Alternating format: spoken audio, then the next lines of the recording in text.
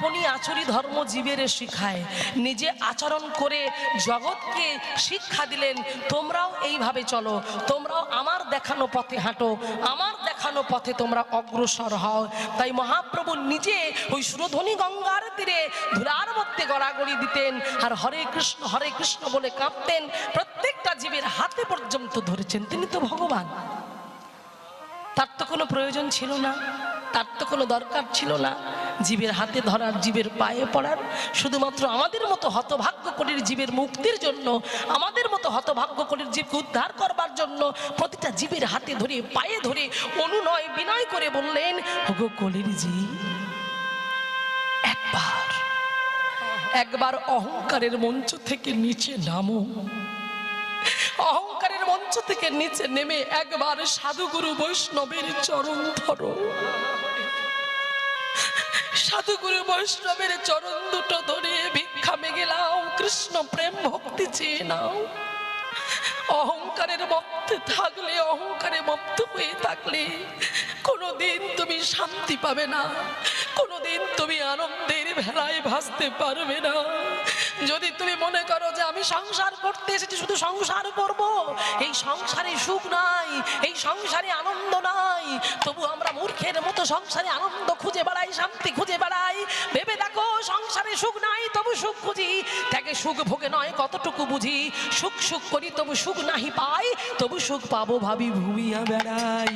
কৃষ্ণ নাম সুধারস সুখেরই আখর, কৃষ্ণ নাম পিয়ে ইবে ভাগ্যবানে নর, নিতাই গৌর প্রেমানন্দ। একবার হরি বল, হরি বল।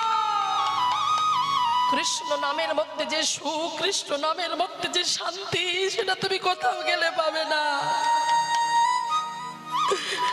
তাই সর্বঙ্গেতে ধুলোবালি মেখে ভিখারির সাজ সেজে অহংকার মঞ্চ থেকে নামো। রঘুনাথ দাস যেমন করে জমিদার বাড়ির ছেলে হয়ে সোনার চামচ মুখে নিয়ে বড় হয়ে, না ধ্যানাং না জানাং না সুন্দরী কবিতা, ধন চাইল না, জন চাইল না, সুন্দরী কবিতা রমণী স্ত্রী চাইল না। মহাপ্রভুর সঙ্গে যখন তার সাক্ষাৎ হলো, প্রভুর চরণে প্রণাম করে বলল, প্রভু। প্রভু যখন বলল, তুমি জমিদার বাড়ির ছেলে, এখানে কি করছো? প্রভুকে বলেছিল, প্রভু অমন করে বলো না, এটা আমার সব থেকে দুঃখ, সব থেকে বড় কষ্ট। ওই বিষয় বিষ্ঠার গর্তে আমার জন্ম হয়েছে, বিষয় বিষ্ঠার গর্ত থেকে আমি বাঁচতে চাই, সেই জন্য আমি তোমার চরণ ধরেছি প্রভু, তোমার ওই হাতের রাখা চরণ।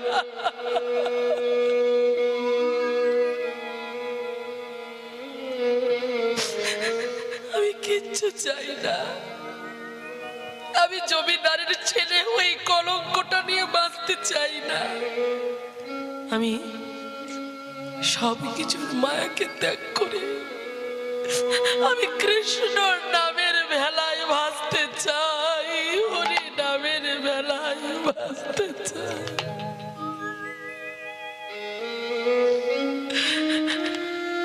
প্রভু, একটু আশ্রয় দেবে তোমার ওই রাতুল রাঙা চরণে।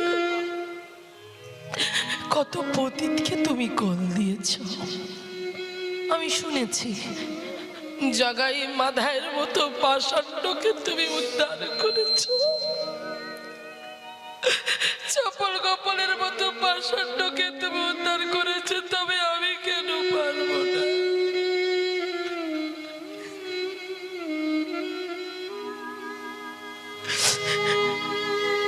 দাও না দয়াল, তোমার ওই রাতুর রাঙা চরণে আমাকে আশ্রয় দাও। ভক্তমণ্ডলী, বাবা ভক্তিমতী মায়েরা, ভেবে দেখুন তো, জমিদারের ছেলে বলে এতটুকু অহংকার আছে না গো? যাদের অন্তরে আবার গৌর চাঁদের উদয় হয়েছে না, তাদের আর অন্য কিছুর প্রতি মায়া থাকে না, অন্য কিছুর প্রতি আশা থাকে না, মমতা থাকে না। জানো মায়েরা, আকাশের চাঁদ আলো দেয়, রাস্তাঘাট আলো করে, জঙ্গল আলো করে, হ্যাঁ, একবার আকাশের চাঁদের অহংকার হয়েছিল। আকাশের চাঁদ অহংকার করে গৌর চাঁদের সঙ্গে একটা তর্ক করেছিল। গৌর চাঁদের সামনে দাঁড়িয়ে বলেছিল, তুমি কি গৌর চাঁদ? গৌর চাঁদ বলছে, হ্যাঁ আমি গৌর চাঁদ। আকাশের চাঁদ বললে, তুমি যদি গৌর চাঁদ হবে তবে আমার মতো আলো কোথায়? তবে আমি তো আকাশের চাঁদ, আমি আকাশে আলো করে থাকি, রাস্তাঘাট আলো করি, জঙ্গল আলো করি, ঘরের ছাদ আলো করি। মহাপ্রভু বলল, কি বললে? তুমি জঙ্গল আলো করো, রাস্তাঘাট আলো করো, আকাশে আলো করে থাকো, ঘরের ছাদ আলো করো। আচ্ছা বলো তো আকাশের চাঁদ, তুমি ঘরের ছাদ আলো করো, কিন্তু তুমি কি কোনো ভক্তের ঘরে প্রবেশ করে আলো দিতে পারো? কি মায়েরা, কোনো ভক্তের ঘরের মধ্যে প্রবেশ করে কি আলো দিতে পারবে আকাশের চাঁদ? আকাশের চাঁদের কোনো ক্ষমতা নেই, ছাদ পর্যন্ত আলো দিতে পারবে, কিন্তু ঘরের ভিতরে আলো দেবার মতো ক্ষমতা নেই। তাই গৌর চাঁদ আকাশের চাঁদকে বলল, শোনো শোনো আকাশের চাঁদ, আমি হলাম গৌর চাঁদ, আমি যদি কোনো ভক্তের হৃদয়ে ঘরে একবার প্রবেশ করি, তার শুধু ভিতর নয়, ও তার ভিতর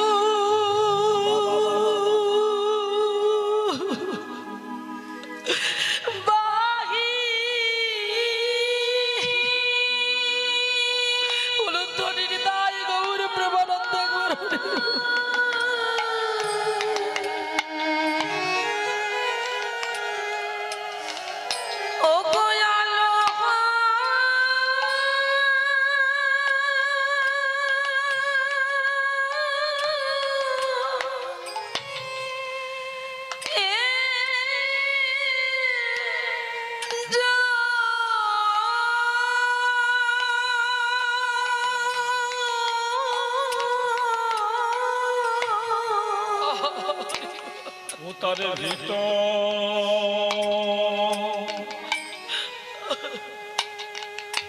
ভিতর বাহি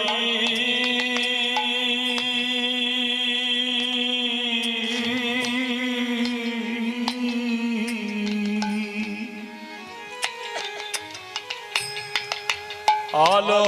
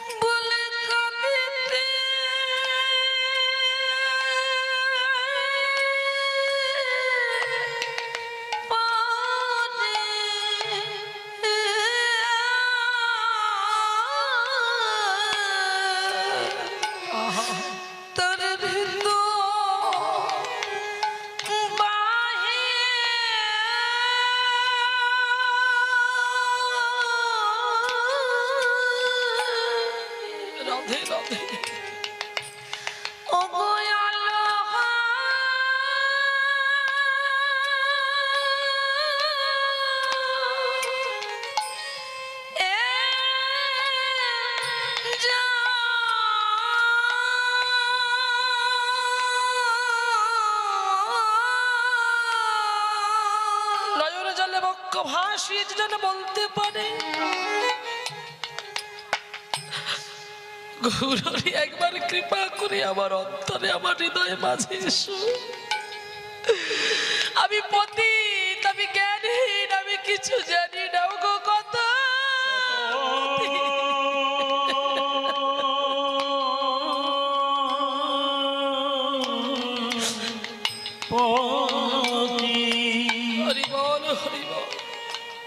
কত পতিত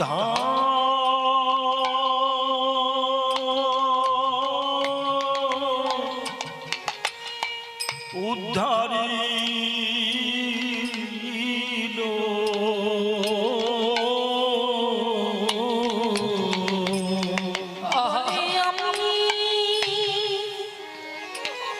আমি পথে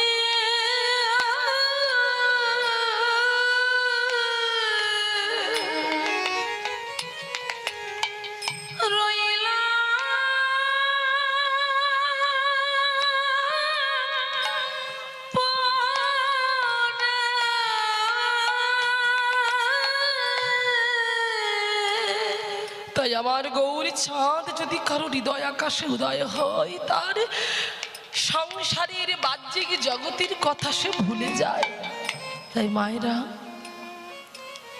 বুঝতে পারছেন, অর্থ আপনাকে একটু আগে বলছিলাম, অর্থ আপনাকে আমাকে সুখ দিতে পারে কিন্তু শান্তি দিতে পারে না।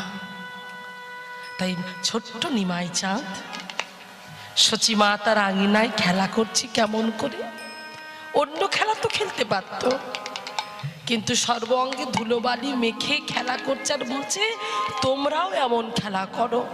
অহংকারের মঞ্চ থেকে যেদিন নামতে পারবে সেদিন কৃষ্ণ বলে আমায় পেতে পারবে। হরি বল।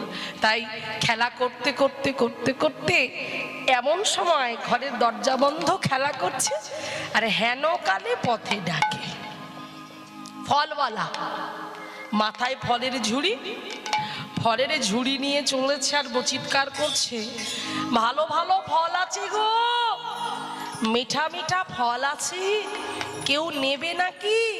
ভালো ভালো ফল আছে।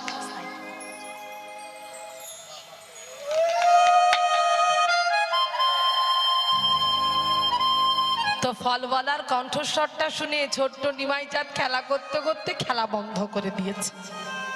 এবার খেলাটা বন্ধ করে দিয়ে সেই কথাটা শুনতে পেয়ে, মানে চিৎকার, ফলওয়ালার চিৎকার শুনতে পেয়ে ব্রজলীলার কথা মনে হলো।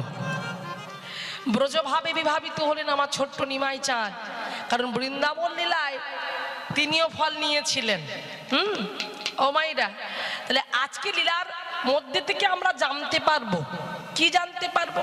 যিনি চতুর্বর্গ ফল প্রদান করেন, ধর্ম অর্থ কাম মোক্ষ, সেই চতুর্বর্গ ফল দাতা আজকে তিনি ফল কিনবেন।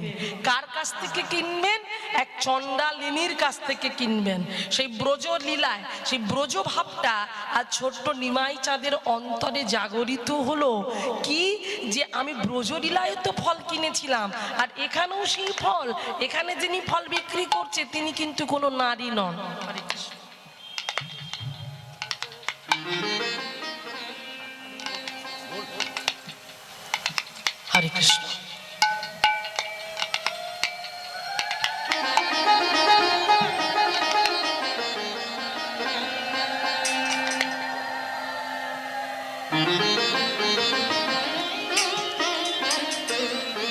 হরে কৃষ্ণ। তাই আজকে দেখুন, তাই চিন্তা করলেন, সেই ফলওয়ালার কণ্ঠস্বরটা শুনে মনটা বড় আকুলি বিকুলি করছে যে কি করে যাব, কারণ তিনি সব সইতে পারে, ভক্তের ডাক তিনি সহ্য করতে পারে না।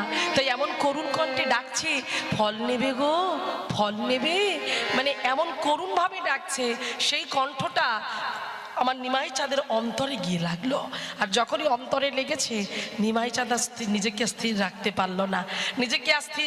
পারলো না, হ্যাঁ, তিনি কষ্ট পাচ্ছেন। তিনি চিন্তা করছে, একবার যদি বাইরে বেরোতে পারতাম, একবার যদি বাইরে যেতে পারতাম, কারণ যাব কি করে? মাঝে আটকে রেখে দিয়েছে, ঘরে বন্দি করে রেখে দিয়েছে, আমি যাব কি করে? হ্যাঁ, আর এদিকে সেই ফলওয়ালা মনের আনন্দে, হ্যাঁ, মাথায় ঝুড়ি নিয়ে ওই আসছে ফল বিক্রি করতে। যেমন আমাদের এখানে সবজিওয়ালা আসে, ফলওয়ালা আসে, আমরা কেনার জন্য বাইরে বের হই, আমরা জিজ্ঞাসা করি কত করে কেজি। ঠিক তেমন করে যখন ফলওয়ালা ফল নিয়ে পথের দিয়ে হেঁটে হেঁটে যাচ্ছে, থাকতে পারলেন না নদিয়ার বালকগণ। তারা নিমাই ছাড়া খেলা করছিল, নিমাই নেই, তাদের খেলতে ভাল লাগছে না, কিন্তু খেলতে হবে, তাই খেলা করছে। হ্যাঁ, আর এমন সময় ডাক শুনে সেই নদিয়ার বালক কি করলো? নদিয়া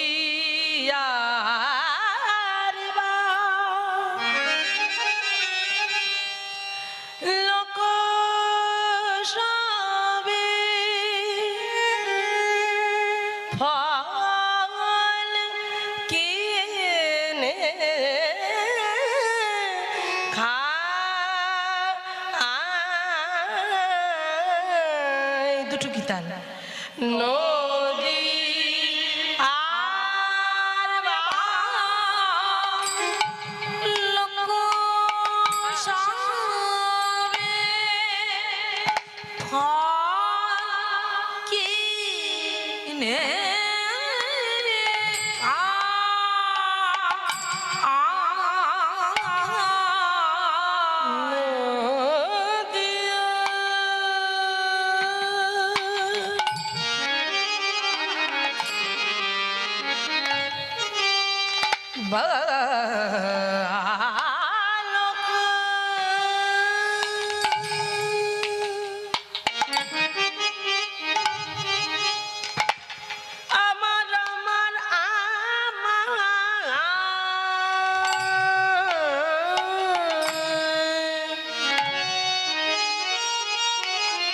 ফলওয়ালা যাচ্ছে তো ফলওয়ালাকে দেখে থাকতে পারলো না নদিয়ার যত বালকগণ তারা ওই ফল কিনবে বলে তারাও ছুটতে ছুটতে যাচ্ছে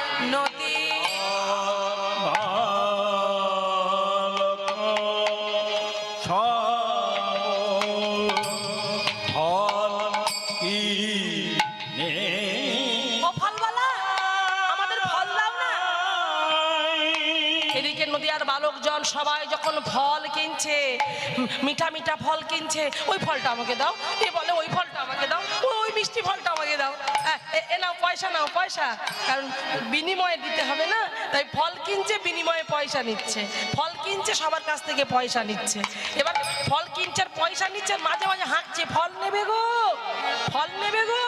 আর সেই শব্দটা বারবার ছোট্ট নিমাই চাঁদের কর্ণে পৌঁছে যাচ্ছে নিজেকে আর ঠিক রাখতে পারছে না ভাবছে মা যা বলে বলুক মা আমাকে আটকে রেখেছে তো কি হয়েছে আমি এখান থেকেই পালাবো হ্যাঁ আমি ঠিক সময় ফিরে আসবো মা দেখতে পাবে না এই বলে ছোট্ট নিমাই চাঁদ আজ ওই ঘরের দরজাটা খুলে এদিক ওদিক তাকাচ্ছে দেখছে মা তো কোথাও নেই আর মা নেই দেখতে পেয়ে আজ নিমাই চাঁদ ছুটতে যাচ্ছে কোথায় না যেখানে সমস্ত বন্ধু বান্ধবরা ওই খেলা করছিল তারা ফল কিনে খাচ্ছিল আজকে লক্ষ্য করে এইবারে সেই দিকটার দিকে এগিয়ে যাচ্ছে থাকতে পারলো না নিমাই চাঁদ দেখছি ওই তো দূরে হ্যাঁ ওই তো দূরে আমি দেখতে পেয়েছি ওই তো তাহা দেখি গোরা ছুটে যায়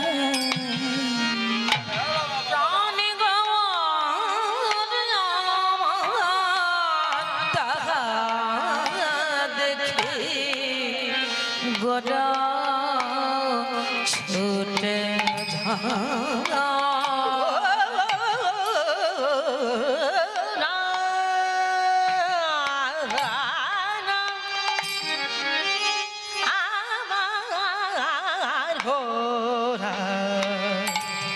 ঘোরা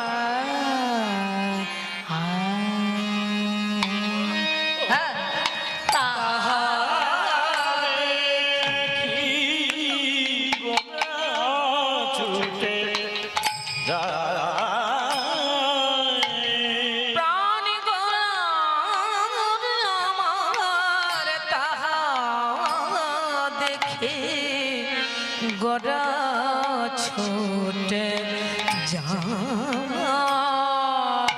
আজ আনন্দ আর ধরে না আজ আনন্দ আর ধরে না রে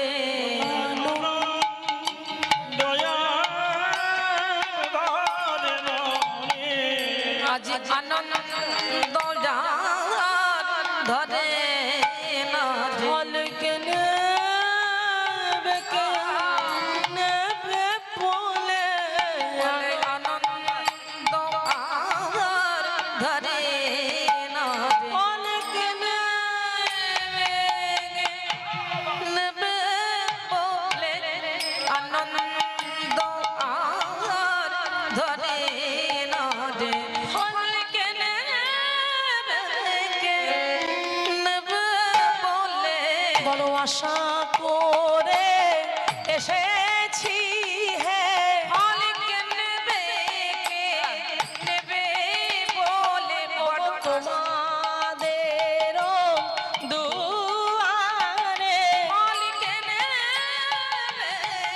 নেবে বলে আশা করে এসেছি ওগো তোমাদের দুয়ারে আশা করে এসেছি বলে তোমাদের দুয়ারে আশা করে এসেছি নেবে নেবে বলে আশা করে এসেছি মালিক নেবে নেবে বলে আশা করে এসেছি বলে তোমাদের দুয়ারে আশা করে এসেছি বলে তোমাদের দুয়ারে আশা করে এসেছি তোমাদের দুয়ারে আশা করে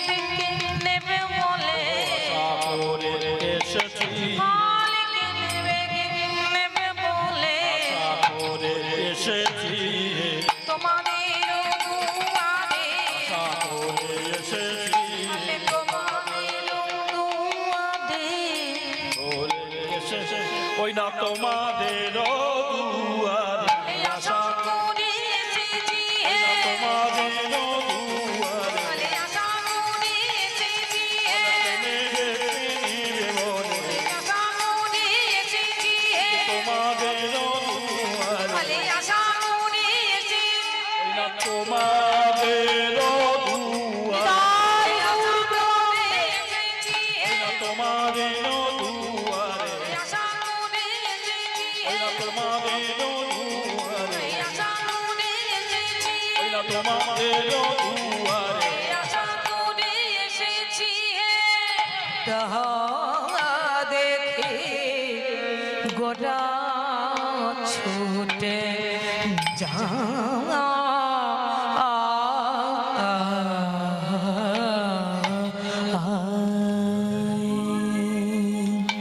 তাহা দেখি গোরা ছুটে যায়। এই জায়গাটা লক্ষ্য করবেন। এইবারে সবাইকে পয়সার বিনিময়ে ফল দিচ্ছেন, আর অনেকটা দূর থেকে ছুটে ছুটে এসেছেন আমার ছোট্ট নিমাই চাঁদ। সেই ছোট্ট নিমাই চাঁদ ছুটে ছুটে এসে আজকে যিনি ফল বিক্রেতা, যিনি বিক্রি করছিলেন, সেই ফল বিক্রেতার পিছনে গিয়ে দাঁড়িয়েছে। পিছনে দাঁড়িয়ে আদু আদু কণ্ঠে, করুণ কণ্ঠে, প্রেমে পরিপূর্ণ হয়ে আলতো করে ডাকছে, ফলওয়ালা, ও ফলওয়ালা, আমায় আমায় দুটো ফল দেবে? ফলওয়ালা ফল দিতে দিতে, ফল বিক্রেতা ফল দিতে দিতে এমন মধুর কণ্ঠস্বরটা শুনে চমকে উঠলেন। কে আমাকে এমন করুণ কণ্ঠে, এমন প্রেম দিয়ে, এমন আকুলতা দিয়ে এমন করে আমাকে ডাকছে? আমাকে দেখতেই হবে, আমাকে দেখতে হবে। আমার সামনে তো সে নেই, মনে হয় আমার পিছন থেকে আমাকে ডাকছে। ওই কণ্ঠস্বরটা পিছন থেকে এসেছে। তাই ফল দিতে দিতে আর পয়সা নিতে নিতে, নেওয়া দেওয়া বন্ধ করে দিয়ে ওই ফল বিক্রেতা যেই পিছন দিকে তাকিয়ে দেখেছে,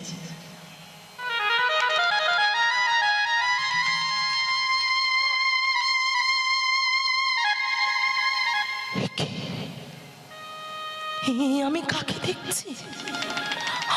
আমি কাকে দেখছি? আমার আমার আমার হাত পা কেমন যেন কাঁপছে থর থর থর থর করে, যেন মনে হয় তার অঙ্গের এত আলো, এত জ্যোতি, নদিয়া নবদ্বীপ যেন চারিদিকে আলোয় আলোকিত করে তুলেছে। তার রূপ মাধুর্যে এত রূপ, এত সুন্দর দেখতে। ও মাইরা, বুঝতে পারছেন?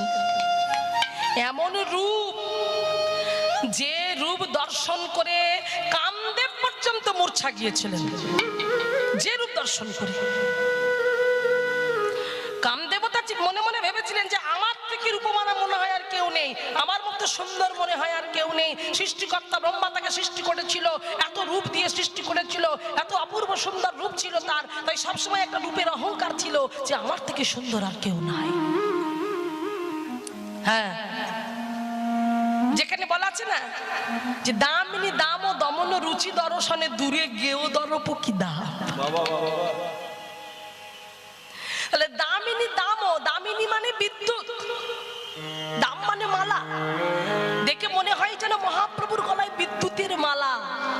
দমন রুচি, রুচি মানে শোভা। দর্শন করলো, কে দর্শন করলো? দর্শন আর অন্য কেউ করলো না, দর্শন করলো যার অহংকার ছিল, অহংকারে মত্ত ছিল। কামদেব, যাকে কামদেবতা ব্রহ্মা যাকে সৃষ্টি করেছিল, সেই কামদেবতা চিন্তা করলো আমার থেকেও সুন্দর, আমার থেকে রূপমানে জগতে কে কে আছে দেখি একবার গিয়ে।